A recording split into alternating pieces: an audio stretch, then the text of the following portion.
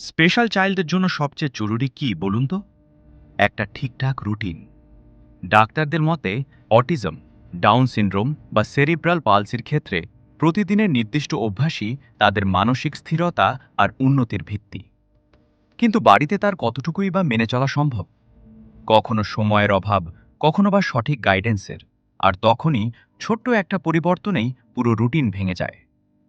ঠিক এখানেই ঠিকানা সিমলা কোনো কম্প্রোমাইজ করে না। প্রতিটি স্পেশাল চাইল্ডের জন্য তৈরি হয় একটি স্ট্রাকচার ডেইলি রুটিন।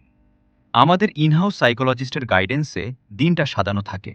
ঘুম, খাওয়া, থেরাপি সবকিছু চলে নির্দিষ্ট ছন্দে। কারণ আমরা নিজের চোখে দেখেছি স্পেশাল চাইল্ডদের প্রায় স্বাভাবিক জীবনযাপন করতে শুধুমাত্র যত্ন, রুটিন আর নিয়মিত থেরাপি দিয়েই। বিশদে জানতে যোগাযোগ করুন।